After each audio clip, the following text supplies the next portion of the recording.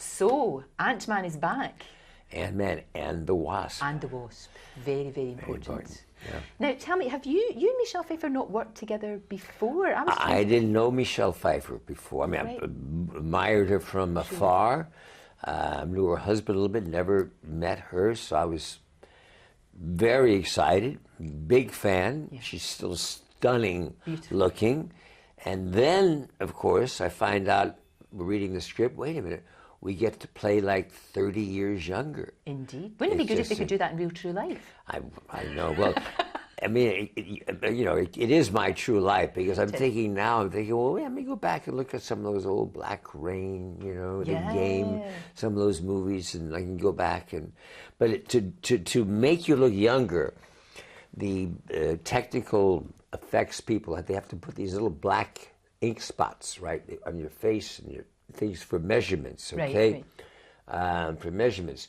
So when you come to do your scene, I'm looking at Michelle Pfeiffer. She's got little like black pimples all over her face, and so do I.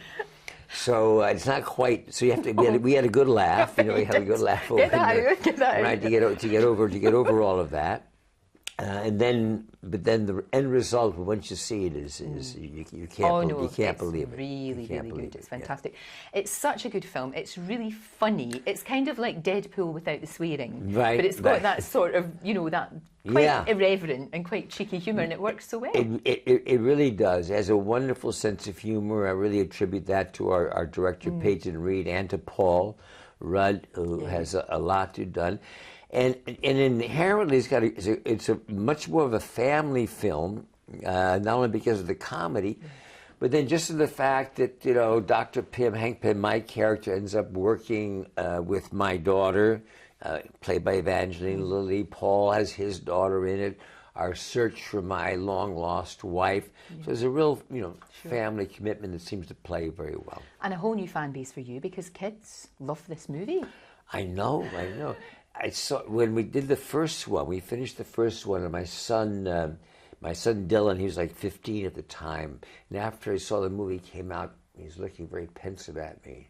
He said, "This is very good for your career." He said, I said, "Well, thank you, Dylan." I said, "No, Dad." He said, "You don't understand." He said, "There's a whole new audience for you with this picture." I said, "Wow." He said, "Really?" He said, "Dad," he said, "you should think about doing a sequel." Yes, said, and you did. But he was right, No, all of a sudden these little kids come up, Ant-Man. So, it's brilliant, isn't it? It's really good. Yeah. How is your lovely dad, who is 101 years old, which is incredible? He's 101, and the greatest thing that's happened for him is he's discovered Facetime. Has he? What do you call it, FaceTime over here, or Skype, FaceTime? Yeah. I don't know, whatever time of day or night. I tried to explain when I came over here. I said, "Dad, I'm going to be 8 hours ahead of you." So just understand that, because I know you like to call around 6:30 in the evening, your time, which is going to be about 2:30, 3:30 in the morning, Dad. Okay. Yeah. No, but now he's pretty good. And wherever I am, restaurants, because he loves it. First of all, you can say hello. But he really gives him a chance to see. First he said, "Where are you?" Right. Says, "Well, I'm in France. Let me see." Okay. I can be at dinner. I said, "Dad, I'm having dinner." "So what? Do you want to meet who I'm having dinner with?" "Yeah, okay. All right, guys, this is my father." "Hey, Kirk, how are you?" "Hello, who are you? Who are you?" "Hi, this is Dad." And I'll show him around the room to everybody. Or I'll show him out the window. And he leans in, he looks in close, man. He reads, leans in and reads. He loves it. See, that's why he's, fit as a fiddle at 101. He's still got curiosity and he's interested. He still has a trainer. He does know. He works out with a trainer at 101. He was 90. I remember when Dad was 90, and he had a guy that he worked out with for more than 30 years, 40 years, Mike Abrams. And I went to see Dad one day. He was 90. He wasn't feeling. I said, "Dad, what's wrong? You don't look good." He said, "Oh, Mike died." I said, "Oh, Dad, I'm so sorry. Mike died." "How old was Mike, Dad?" He said, 94. So his trainer was 94 years old then when he was 90. So I love that. I absolutely love it. And how's Catherine? Catherine. Yeah, how's she doing? She's fantastic. She's down. Oh, I'm sorry. We were talking just before we were rolling. We were talking about Catherine. So what is she asking about Catherine? Catherine is wonderful. She's down in Atlanta, Georgia. doing a wonderful comedy series for Facebook. I'm trying to make Queen America about beauty pageants, and she's playing advisor. She's having a great time. Said to send all my best to all her friends from over here and in Wales. And it's a great time. All my kids, Dylan's off to college next year. Karis is 15, performing away. My oldest son, Cameron, is the actor in Hollywood. So he's doing really well, isn't he? He's doing really well. Yeah. Thank you for asking. Yeah, he's getting back his career. Good. He made me a grandfather. Good. I'm a grandfather now. How was that? It's great. You know, I mean, I'm really happy about it. I was trying to figure out why it wasn't like more, but then I realized I still have a kid in the house. Yeah. I have, you know, I mean, grandchildren are great when you're like an empty nester, right? You got no kids for a few years, an empty nester, and then you're so happy to have a little baby back. But I realize I still have a kid, so I'm sure once Karis is out there, I'll really be reaching out for Lua. And Karis was, because Catherine was interviewed, and she said Karis is maybe going to be an actress, perhaps. She's No, they all are. Kirk has 4 grandchildren who all are going to be actors. Cameron and his daughter, his granddaughter Kelsey, my niece, are already there. Dylan, no doubt about it. Karis, no. One of the 4's got to do it. So yeah, definitely. So that'll make, I was talking with Dad the other day, between the 2 of us, we've done over 160 movies covering 80 years. Jeez. So another generation will get past 200 movies in 100 years. So. That's incredible, isn't it? It's absolutely incredible. It's pretty crazy. Something to be really, really proud of. Yeah. It really is. I mean, some of the movies that you've done, such classic films that will last forever, I think, definitely. And do you think we'll get another Ant-Man? Because there's a lot still to be told in that story. Well, I mean, based on first of all, let's talk about Marvel. This is Marvel's 20th successful out of 20 movies.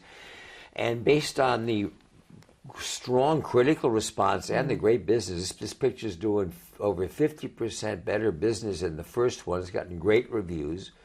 So I wouldn't be surprised if we don't get called up. They keep everything mum. Sure.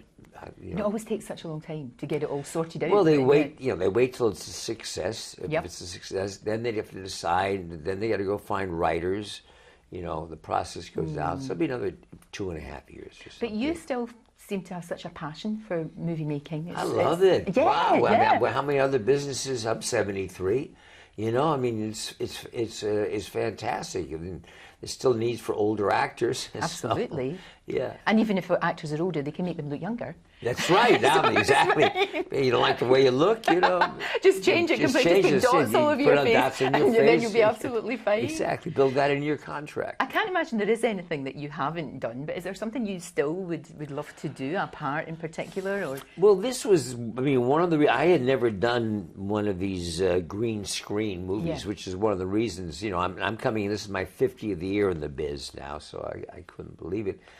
I've just always gone on, you know, what I thought would be a good movie. Yeah. Not really thought too much about which part you play. I just always, maybe it's my producing background, you know, always just looking for what I think is a good film.